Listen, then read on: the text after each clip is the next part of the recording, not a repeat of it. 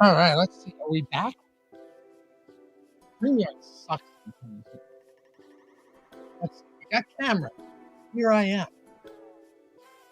Are we live? Question. There we go. Okay, we're back. Appreciate your guys' patience here. Don't know really what to tell you. Shout out to Nathan for getting a new stream and thumbnail up immediately. Man does a fantastic job, and I appreciate him for it. All right, so glad you guys could join. Fun slate. 12 games, and I'm running the Sims right now one more time to make sure that we are in business. So we'll have the Sims run. We will have the top stacks. We'll have top pitchers. We'll have all of that stuff. Yeah, Trip, we're back, baby. And we'll break it all down. You know, it's funny, too, because let's see. Was this just my computer? Because I was on Fangraphs earlier, and I was only getting – there we go. Yep. Something was going on with the computer. I don't know. Something with Chrome. I relaunched it. And then apparently there was an update. So whatever, we're back, and I'll take a second for you guys to jump in the door. Hopefully you had a decent day yesterday. I got smoked on the early slate, man. I tried to get different with a few spots that just did not work out. Sometimes it does, sometimes it doesn't. You know, I was underweight on like 2 of the best spots on the entire slate. So it happens. Sometimes that's going to work phenomenally for you. Other times you're going to get just destroyed. And yeah, not great. But we had a 12-gamer today. Some huge contests. That 4-seamer, wouldn't it be nice if that 4-seamer was like 80K every day, maybe 10K up top? It'd be a sweet contest. Just make it 150 max. Give us back the $3 150 max. Be the best contest. I don't know why they don't do it. Like you have the mini max for the 50 cent. How are you to tell me that it wouldn't fill for $3? You could get a really nice contest. Not everybody's maxing the 888. Morning, Sotex. Andy, Steve. We're back, baby. Yeah, let's make it happen. So I was just kind of looking over this slate this morning, and when I tell you that one spot, man, I saw S&P in chat a minute ago mentioning that, you know, you have some decent depth. I don't know how much we expected to get of somebody like Gavin Williams, but right now we've got this guy owned, and we are getting a lot of him in the Sims. Hunter Brown's expensive, but he's got a good matchup at home against the Cincinnati Reds. Max Meyer, kind of a bit of an enigma from start to start. But Max Meyer, who came out, remember we talked about him? Someone mentioned him in chat a couple weeks ago, so we dug in, and then at the end of it, it was like, oh, you know what? This guy's actually a great play. Finished with 6 scoreless, 14 strikeouts against Cincinnati. Well, this fella has, fair to say, plummeted back to earth over the last 2 games. He got destroyed by the Athletics. 0 strikeouts across 5 innings, 5 runs, 10 hits, just crushed. 6 Ks against Seattle, but coughed up 5 earned in 4 innings. He's truly been all over the map. I don't know what to make of him, but it's as good a spot as you're going to get. Sure, it's on the road in Chicago, but I'm not really sure any of us care too much about that. So, yep. Max Meyer going to be up there. Aaron Nola against Cleveland today. Here's an interesting one for you. And I think a lot of this just comes down to the fact that Nola's price point has, you know, really bottomed. I don't think it's crazy to say that if Nola has another good game today, right? Because he's coming off 2 really strong performances. I don't think it's crazy to say that Aaron Nola is the cheapest he'll be all season. That you won't see Aaron Nola cheaper than this all year. Very possible. So we'll break it all down. A lot of good spots. I don't think we're going to need to get crazy at pitching today. It just doesn't feel like one of those slates. 24 pitchers going, a lot of them in pretty ugly spots, many of them in bad strikeout matchups. And also a lot of them just aren't particularly good. Like you're not going to Antonio Senzatella against the Padres in Colorado. I wouldn't care if it was 21 degrees there. That's not a spot I'm interested in. It's 71 degrees for what it's worth. Osvaldo Bido against the Yankees. We'll pass. Sasaki, you know, he's not even a bad pitcher, but you're not getting the swing and miss stuff enough to justify it against an Arizona team that puts the ball in play at a ridiculous clip. Kyle Hendricks against Baltimore. Randy Vasquez in Colorado. Zach Littell against Milwaukee. Zach Littell's shown us essentially nothing, you know. you might have those kind of blip on the radar type of games from time to time, but Zach Littell has in large part underwhelmed this season. So who else? Bryce Wilson? You want to go to Bryce Wilson against Miami? Maybe you could, but he's got a 3.5K prop today. A 3.5K prop in this spot against Miami. Maybe you're saying, hey, look, he threw 89 pitches last time out. He wasn't good. No, because Bryce Wilson is not very good. And only a few of these have been starts. A bunch of this was out of the bullpen. You're talking like 1 inning, 1 1/3 inning. But Bryce Wilson's just another one of those names where he has, not only has he not been good, but he doesn't have good strikeout stuff to buoy those bad performances. Sugano against the Angels, that might not be the craziest spot. Angels are one of those baseball teams that'll strike out. They'll provide some pretty decent pitcher performances. Sugano's actually been good. So we'll talk about him. Earmark Sugano, okay? Earmark Sugano for this spot. Hunter Dobbins against Kansas City. Quintana against Tampa Bay. You have Will Warren against the Athletics at 6,300. Maybe that's not insane. Chris Paddock. All right, so a few of these guys, I think we'll put them in the conversation. And if there's guys you want to talk about, as always, Jake says Sugano for the money. Yeah, it's not the craziest thing. Michael, I'm not taking Warren in Sacramento. You know what, Michael? I don't know how many times we've talked about this, but that park, yeah, that park is not good for pitching. Now, for what it's worth, Yankee Stadium isn't exactly the most endearing park for right-handers either. So, we're not going to pretend that it is. But do you know what the total in this game is? Take a guess. Take a quick guess what the total in this game is. With Will Warren and Osvaldo Bido on the mound out there, and it is Sacramento, right? Take a guess. What's the total? I'll tell you. I'm going to tell you. It is essentially the same total as the Colorado game. It's sitting at 11.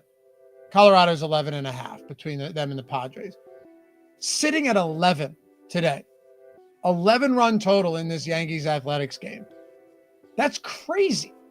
But even if this were in the Coliseum, even with two pitchers that may not be all that great, we're talking 8.5-run total, right? 8.5 instead of 11. That's crazy. So yeah, let's do it. Anyway, happy to have you guys with us. I wanted to wait till a couple people got in. My fault if you were on the first stream.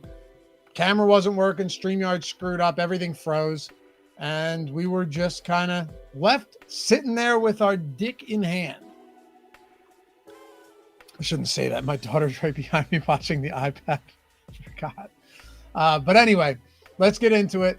Glad you guys could join. If you don't mind, take a single second, atone for your sins this fine morning. Help me boost this show now that we had to start a brand new stream. Anything you do, even throwing a comment in chat, subscribing, hitting that thumbs up goes a really long way for me, especially since we had to revamp all of this and get into a new stream just so we could get cooking. But I appreciate you for that in advance. Atone for your sins this fine Friday morning as we head into the weekend. Yeah. All right. S&P, yeah, a little adrenochrome. Yes, that's. Don't get me started, S&P. All right, so let's take a look at the Sims here.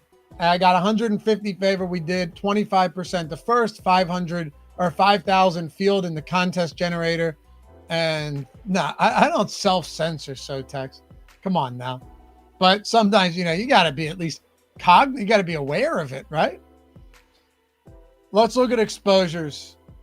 Now, am I the only one a little bit surprised to see this much Gavin Williams? It's, or am I the only one surprised to see that much Gavin Williams popping up on this slate? Jorge, hit the like button. If we don't hit the 100, Laffy won't get lunch. What was that bit I used to do, Jorge, where I said, like, if we don't hit this number, I won't be able to look my wife in the eyes and she'll have shame that she ever married me? Something like that, right? I forget what it was. It was during the NFL streams where we were racking up like 2,000 a time. Jake, how does Stokastic Gavin Williams projection compare to the industry? If similar, I'm compared to Stack Philly. Yeah, we'll see how that changes throughout the day. Yeah, that's what it was, Jorge. That all my clothes will be on the front lawn, right? That's what that all my clothes will be dumped out of the second floor, out bedroom onto the front lawn. That good. How do you remember that? Michael, there's so much good hitting. Big reason why Williams is popular. Yeah, well, the other thing too, and look, Jake, Philly bats are waking up. I looked at that game. They're down 7-4, 7-5, 6-4, I think it was, and then I look back again after I'm done watching the basketball game. They win 7-10, or not done, but clicking back from the games. They win 7-6. I'm sorry. So the bats are clicking right now, and this is a super streaky team.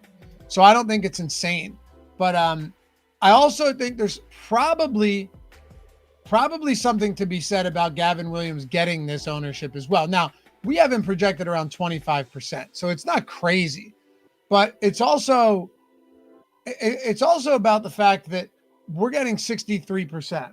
And when I look at all of this, I started pulling up Gavin Williams. The guy has a 26% career K rate at home. This season, he's striking batters out at 25%. There has been a lot of upside there in his strikeouts. So if that's something we're looking at, then I'm more than willing to give it a shot. He's also been pretty unlucky, 369 BABIP, but 1.69 home runs per nine and 11% barrel rate.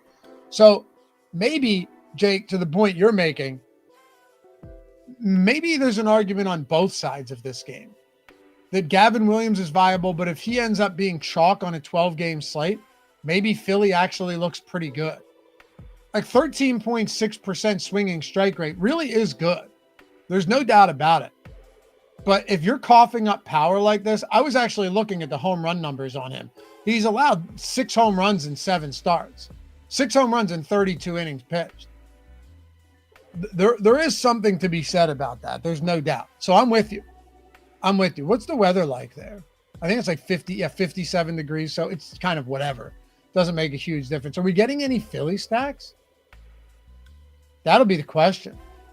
We're really not getting much Philly right now. Again, exposures change throughout the day. All of this stuff can change throughout the day where like you're getting a lot and then you get less. As odds change, that's going to make a difference as well. As starting lineups come out, if you have a handful of guys out, the odds are just going to look different. And then you're going to see more of a pitcher, less of a pitcher, all of that. So keep that in mind. But this is a perfect guideline for us to kind of build a foundation to kick the slate off. And I think with the ownership you have on pitchers right now, not exposure, but the ownership that we have coming into pitchers, Gavin Williams, Hunter Brown, Aaron Nola, and then Gossman's an interesting one against Seattle. I actually bet over 5.5 strikeouts on him last night. I'm hoping it moved in my favor. Actually, I know it did. I bet it at minus 125. I bet at minus 125. Let's see where we're at now on Kevin Gossman. And eventually you guys will see why I love integrating betting stuff in with DFS and the other way around. Like it's super helpful. Oh, also, remember, okay, so we hit both of the home runs we talked about 2 days ago on the OddsShopper tool, Jeremy Pena and Adolis Garcia. And then the only positive edge home run yesterday that was on the board before we ended the show on a small slate was Rafael Devers at plus 375. And he hit one as well. So, I mean, let's just keep it going. Let's ride the wave until it crashes. That's exactly how we should be doing it. That's exactly how these things should be done. But yeah, 3 for 3 on homers over the last 2 days. It's not going to continue, but by God, it's a beautiful thing. All right, let's see where our friend Gossman is now. All right, wow. So I took the 5.5 at minus 125. On FanDuel, it's at minus 172 now, 150 on BetMGM. DraftKings ESPN moved it to 6.5 with juice to the under. And Penny has 5.5 sitting at minus 195. Always look at how these things move, right? Even if you're not a betting man, being able to see the movement on some of this stuff is super valuable, right? Really, really valuable. Look at that. Like FanDuel moved from over 5.5 Ks. They were sitting at like it opened at minus 135, dipped all the way past minus 185, leveled out around minus 170. And they said, you know what? We'll keep it here at minus one, whatever it is now. Minus 172. So yeah, all of these are valuable for us. Do we have any spots where we just have monster K props today? Because then we can dig a bit more into these pitchers. See, Sugano's at 3.5. Heavy juice on the over, but still 3.5. I thought he'd be. Nah, I guess that makes sense. Gausman, like I said, 5.5 heavy juice or 6.5. Senzatella 2.5. I bet the under at plus 105. That's at minus 150 now. Minus 180. Start betting. Start using these tools, guys. You're going to get massive closing line value on these things. And that's the number one indicator of whether you're going to win or lose long term. The free odds tool, the live odds tool is free. Or if you want to check out the powerful portfolio EV tool, link in the description gets you a week off. Or a week free. Sorry, your first week 100% free. Hit me up in DMs, whatever you want to get started. We'll optimize your process, but it's free for the first week. And there's so many games every single day. You got Friday and you're going into the weekend where we've got 15 MLB games every single day, plus these basketball and playoff games, plus playoff hockey. Check it out for free. Here you go. Hunter Brown, 7.5 on FanDuel. Juice to the under, but 7.5 on FanDuel for Hunter Brown in this spot against Cincinnati. No wonder he's as expensive as he is. Bryce Wilson, 3.5. Dobbins, 3.5. Lorenzen, 4.5. Max Meyer, 5.5. I actually did bet the under here at plus 125. It's at minus 110 on FanDuel now. Tyon, 4.5. But here you go. Look, Gavin Williams, 5.5 strikeouts, slight juice to the over, and you're paying 6,800 for him. So it does make sense. He has the same strikeout prop as Aaron Nola today. Look, identical K prop on DraftKings and essentially the same on FanDuel and on Pinnacle and on Circa. Same K prop as Aaron Nola. So it doesn't surprise me. It's going to be a little bit more concerning if we start looking at earned runs and pitching outs and stuff like that. But yeah, this stuff goes a long way in trying to figure out why we'd be getting exposure to these guys. Yeah, so look, 15.5 outs to 17.5 outs to Gavin and Nola respectively. But yeah, you get the point. Anyway, looking at our exposures in the Sims, Gavin Williams and then Aaron Nola in the same game. Hunter Brown third most exposed, and then we're really just spread out a lot throughout the rest of these guys. Let me make sure I don't have any filters on or anything. Nope. No uniques, none of that stuff. See, to me, that's pretty crazy. Clay Holmes, he's got good stuff. Not a great matchup, but he has good stuff. Luis Castillo against Toronto, I like that for sure. Gausman, I'd like to probably get a little bit more there because Gausman's got that monster ceiling. Jordan Hicks, I don't love that against Minnesota. Bryce Wilson against Miami, so 8%, fine. Eduardo Rodriguez against the Dodgers. I guess the big spot we'd probably be getting less of is Max Meyer, but are you guys willing to pay 10-2 for him? Like, do you guys want to pay $10,200 for Max Meyer? It seems like a crazy price point for a guy that's been all over the map this year. Some great stuff, particularly in that 14 strikeout game, but also wildly unproven from a consistency standpoint. I would honestly rather just pay for Hunter Brown. Why wouldn't I? I mean, it just feels like I'd rather pay the additional $800 for Hunter Brown. You know, Cincinnati's got a 3.5 run implied total today, looking at the top pitchers tool. It's the lowest on the slate. I don't really see the reason you'd want to get there. Yes, he's positively leveraged because he has a 15% top two pitcher probability in the tools and only 10% ownership, but $10,200 is a wild price. Like, Chris Bubich yesterday wasn't even 10K. We've had a lot of good pitchers go up against this same team, this same White Sox team, and be more proven than somebody like Max Meyer and not be the same price. I mean, you know who was the same price as him the other day when he faced him? Cole Reagans. Cole Reagans was the same price as Max Meyer is today. And Max Meyer's on a 12-game slate. I'd honestly rather go Gossman here. And let me know where you guys are at, too. Luis Castillo as well, 8,400. I know the season so far hasn't been spectacular for Castillo, but there are two things to consider with this guy. And this is why I think he's probably underpriced. One, Seattle pitchers at home, right?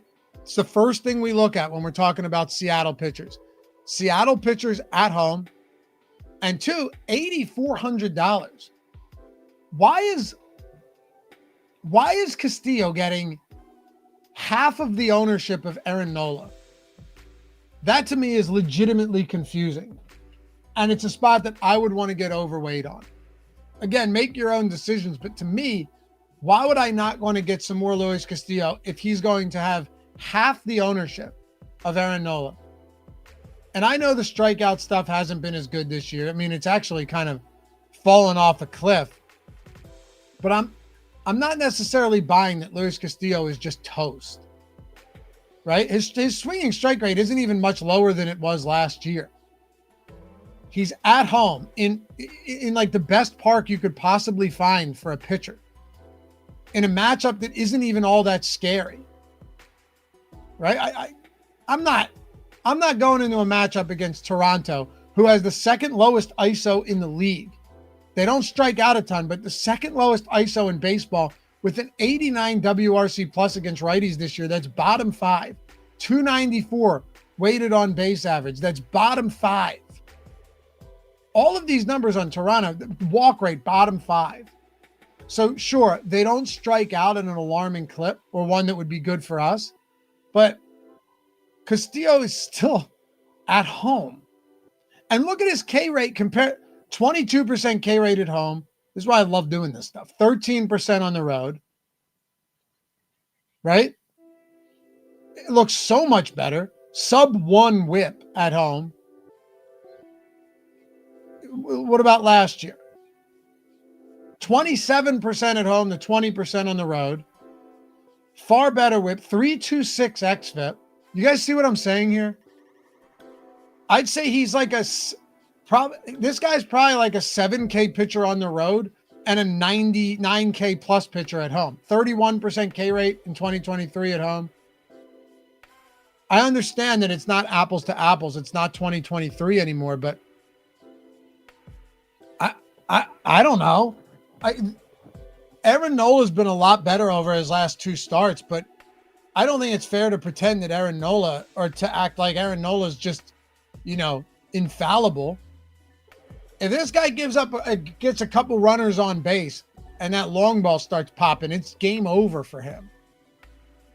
The strikeout stuff has certainly been better than Luis Castillo this year, but Castillo has this massive advantage of pitching at T-Mobile Park, where every year he's pitched there, his K rate has been markedly higher than it is on the road.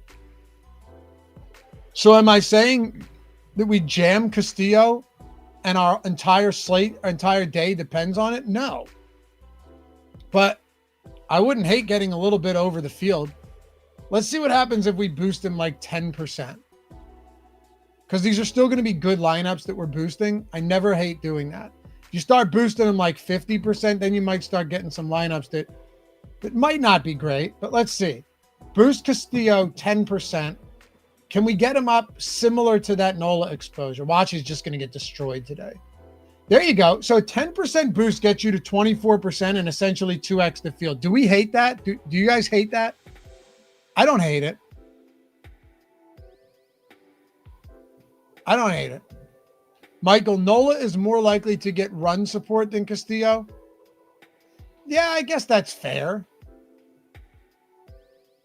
Yeah. It's possible. Gossman on the other side. Williams hasn't been terrible, though. Let's see, 4.4 run implied total for Philly, 4.2 for Seattle, Michael. Not that, it's really not that much different. 3.8, by the way, for Toronto against Castillo, and 4 for Aaron Nola. So if you ask me, it balances out, doesn't it? You know, it kind of balances itself out. That 3.8 for Toronto is the second lowest on the slate. So look, I'll run through the data. You guys, can draw your own conclusions here. But I think it's fun to look at this stuff. I think it's helpful. Toronto on the road this year has an 81 WRC plus. It's garbage. Garbage. I mean, boy, if they lacked power all around, dead last in ISO away from home. So, and they're at the worst park, and legitimately, look at this. Legitimately the worst park in baseball for hitting. And if you guys ever wondering where I'm pulling this from, Fangraphs and then like Baseball Savant I use for a lot of stuff, but you can look at the park factors leaderboard. Let's just see rolling 3-year average where T-Mobile Park ranks. Oh, look at that. Dead last, 91 park factor. Where's it rank in home runs? 21st.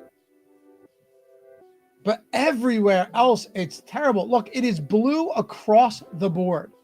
And hey, here, I'll do you one better. Check this out. This is crazy. So it's towards the bottom. Blue means, not a lot of production from a run standpoint. What about strikeouts? Where's it? Oh, whoa. T-Mobile Park. Number 1 in strikeouts on the rolling 3-year. So it's dead last in park factor for opposing hitters or for hitters in general. And it is number 1 in strikeouts. That's wild. Wild. And I'm not saying, by the way, that Progressive Field is a hitter-friendly park. It's not. Look, it's pretty far down here too, right? So it's still a good park for pitchers. But I'm just saying that somebody like Castillo, home versus on the road, to me, more than a noticeable difference. A really, really big difference. I also like Hunter Brown. Williams, Nola, Castillo, Brown, Gossman. Anybody? Yeah, exactly, Michael. It's reverse Coors. It is. It's the opposite of Coors. I just don't see how we get to Max Meyer. Jordan Hicks. I'm with you guys on Will Warren. Playing any pitcher in that park is highly unenjoyable. I was wondering about Chris Paddock, though. Not that he's going to excite you, but is there anything in Chris Paddock that could make him somewhat viable? Rand said Brown will deal. He has a 7.5 strikeout prop. Paddock's a tough ask here. It's a semi-respectable matchup, but I don't think you want to get to Chris Paddock at that price point. So the one now that we can talk about, and I want your guys' thoughts here as well, is Sugano. Is there any interest in a guy like Sugano against the Angels today? I only ask because he's virtually unowned. Now, on a 12-game slate, you don't really need to get all that cute with pitchers. You don't need to. And we won't do it if we don't have to. What's crazy about him is he's done a phenomenal job of limiting runs, but it also appears that he has been absurdly lucky. 91% strand rate, 242 BABIP, 4.46 xFIP. Look at his xERA, 5.45. Oh. Maybe the argument is to stack against him, honestly. I'm not kidding. This may be an argument to stack against him. 11% barrel rate, 14% soft contact, and an 8% swinging strike rate. Whew. These are simply not numbers that should make anybody excited. 92% zone contact. Maybe the Angels are seriously, maybe the Angels are the team that we should be considering as a stack that might not be super high owned. What's the ownership on this Angel stack? Let's see. 4%.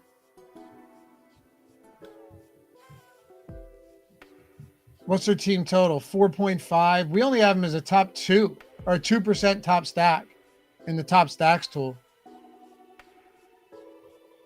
I don't know. So if you look at Angel Stadium, I think it was Steven, by the way, shout out to Steven Leibowitz in chat if he's in here with us, that had mentioned, these dimension changes that we saw from the Angel Stadium. Look at where the Angel Stadium is in home runs over the last 3 years. 4th overall in homers, pretty solid. Top 10 in park factor. If you split it by handedness, though, one of them, I think it might be number 1 in home runs. It's 4th for righties in homers, and maybe I'm just misremembering this. Yeah, okay, and 6 in homers for lefties, but still, that's pretty crazy. S&P, Sugano did start throwing a splitter out of the zone last start against the Yanks and got way more whiffs and chases than he prior to that start. So he did something tangible there, but it could be a one-off as opposed to a trend. Right.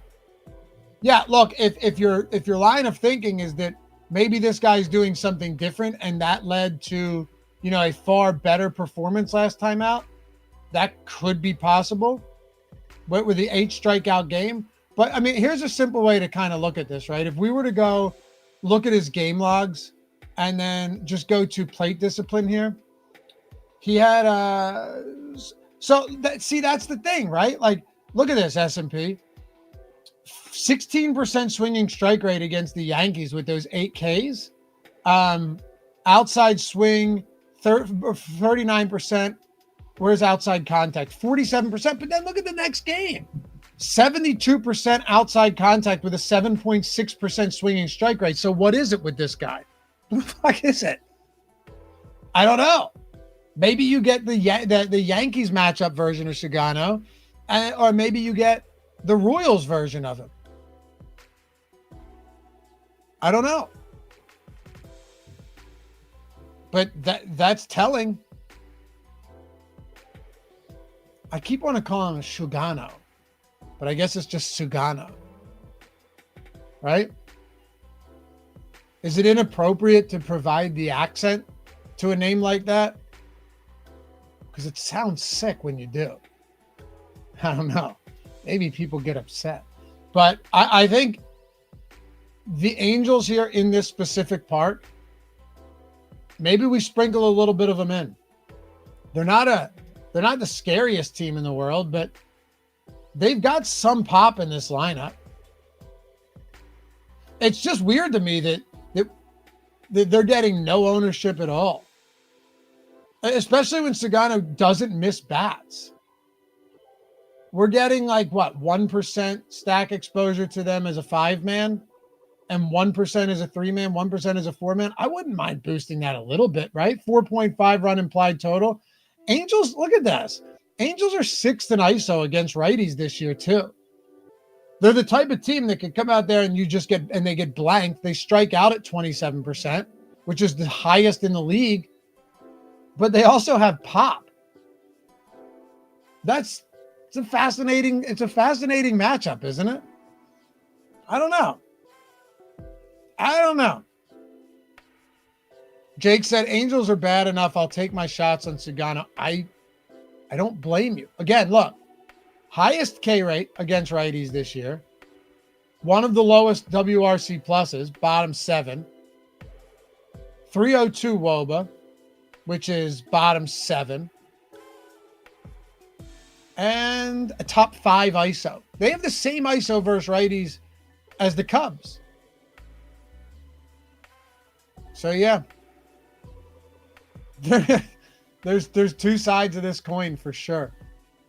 For sure. Take a look at stacks. And by the way, guys, a lot of DMs the past couple of days. A lot of DMs. There are, I answered like 5 of them this morning. I tell everybody, if you want to get in on these tools, top stacks tool, top pitchers, obviously the Sims, the crown jewel of all of these tools, with the late swap tool, the post-contest simulator, and all of that to really give you the type of edge and competitive edge that you need in MLB DFS in 2025.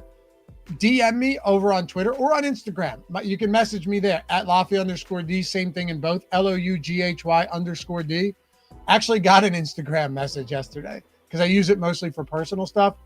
Right there, LOUGHY_D. Hit me up there. Just say, hey, I saw the strategy show. Can I get that code for the discount to jump in on the Sims and to jump in on all these tools? And we'll hook you up. I'll tell you what, well worth a shot. You're going to spend money on much dumber stuff. Consider this one an investment. And I should also, I think it's important that when we have guys that win, right? And when we have guys that shout out the shows and the tools, it's important that we show them a little bit of love here. And yesterday on the early slate, we had one of our own guys. This chick passed out on the panel on live TV, and the host was just like, all right, we'll go back. Look at her go. And he's like, yeah, let's go back to Lydia. What an asshole. Look at this. Adam, milk steak, 10K, second place in the big contest on DraftKings yesterday. Decent early cash with some help from Laffy and Stokastic, best content and advice on the World Wide Web. So shout out to Adam. 10K takedown, second place. By the way, 1 point behind first place. 1 point behind first place, rocking the Stokastic avatar. So shout out to you, brother. Any of these wins, I'll make sure to shout them out and show you guys some love. Appreciate you watching the shows, using the tools and winning with them. Hit me up in the DMs. And if you want to just get them for free, do what he did, right? Probably already a sub, but this guy goes ahead and makes sure that he's rocking the avatar. Well, if you're rocking the avatar, you know what happens? You get the Sims for free if you finish top 3 in a field of 5,000 or more. Just tweet us. It's Stokastic HOF. Finish top 3 in a field of 5,000 or more. Rocking the avatar, stokastic.com/HOF. Download one of them, and you get bronze, silver, or gold. You can win you can win 4 times in a calendar year. There's no better way out there to get free subs. Get the beautiful ring in a custom display case with your name engraved on it and your win. You finished 20K win no matter the field size. So check that out. But anyway, hit me up. I'll hit you with a promo code. All right. Hold on 1 second. Yo. Stubborn.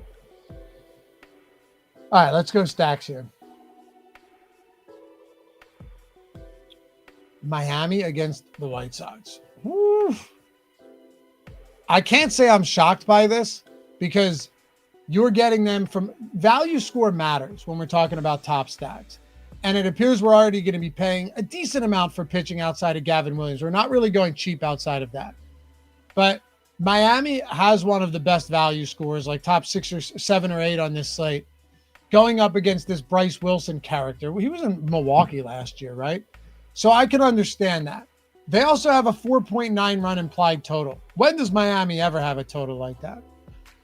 Sure, it scares me a little bit that you're getting 16% to them, but that can always change. The Yankees, 8% against this Beto, Osvaldo Beto. Totally get that. 11 run total. The scary factor is that only 7% 5-man to San Diego, but here's the kicker. You know you're going to be paying a premium for them. We are getting more exposure on 3-man stacks to San Diego than any other team. That's a ton on a slate this size.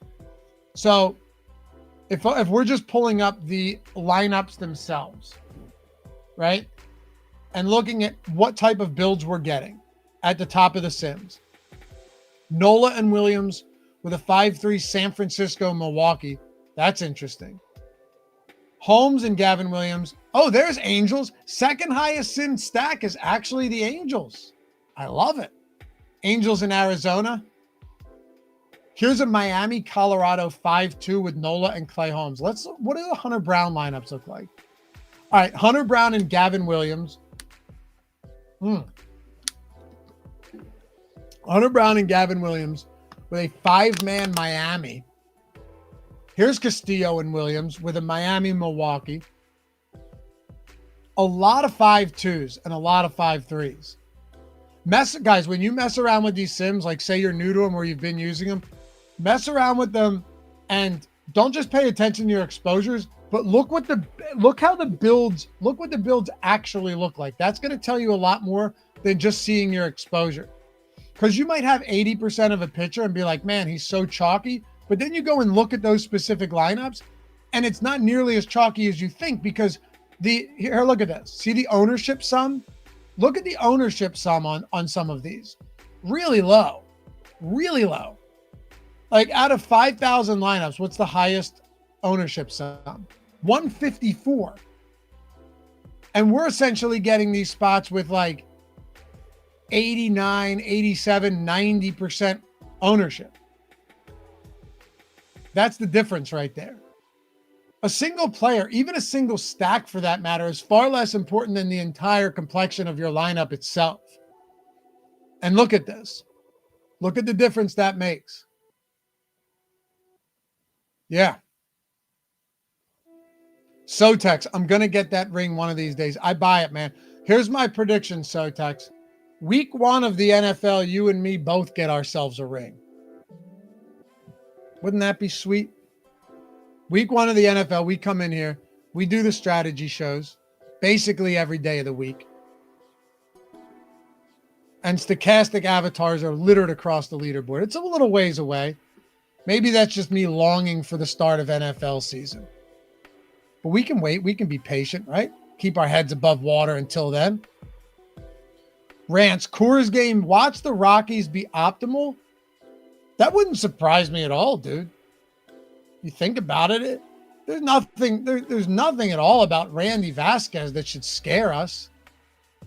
With this game being in Coors, 71-degree temperatures, I don't think that's nuts. Randy Vasquez does one thing well, and it's limit home runs. Here's a little secret I'll let you guys in on who might be relatively new to daily fantasy baseball. Coors Field is obviously not a bad park for home runs, right? You've got the altitude. You've got everything that factors into it, less strikeouts there with that Magnus effect, right? But it's 9th in home runs. It's good, but it's not like, oh my God, this park is insane for home runs. Matter of fact, Great American Ballpark from a home run perspective in Yankee Stadium, significantly better than Coors Field. Why then is Coors Field clearly the most hitter-friendly park? The outfield is so cavernous and so spacious that balls just get lost, right? That's why it's number 1 in runs, number 1 in on base, number 1 in hits, number 1 in singles, number 3 in doubles, and look at triples. Far and away the best in triples. Also, for strikeouts, it's one of the worst. So you're going to be putting balls in play. Breaking balls don't break as much in Coors Field. So that's all it is. Yes, it's going to be homer friendly. You're going to put more balls in play of altitude, but it's not like this is the park where every ball leaves the yard. A lot of it's done, let's say, in-house, right? And that's why I like this spot. Jorge, Laffy, big question. Any plans on getting a mobile-friendly version of the Sims tool? I mean, maybe, but like the whole upload process and late swap process from mobile is going to be a pain in the ass. Like like for the OddsShopper for Portfolio EV, I place all of my bets from the app, every single bet. I haven't placed a bet from my desktop in years. I place everything from the app. But for DFS, I just so much prefer having it the other way around. Now, the single lineup simulator, the single lineup sim that we have is perfect for mobile. You could sit down to fire off of.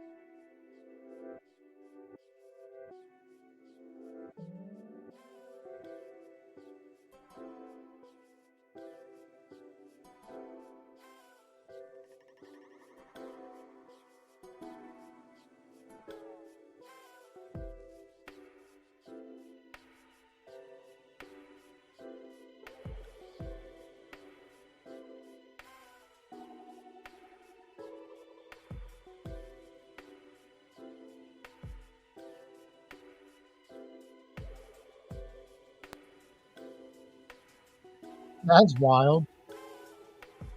Are we back? Mate, I don't know. Anyway, I wanted to pop back in, like you guys know. And I'm sorry, I'm having a ton of issues with Chrome today with StreamYard, but doing my best here. I'll see you guys back here. Have a great weekend. Remember, hit me up in DMs if you have any questions. You want to get a code to join in and get these tools for yourself at a great deal. We'll see you guys back here soon. Some bullshit, huh?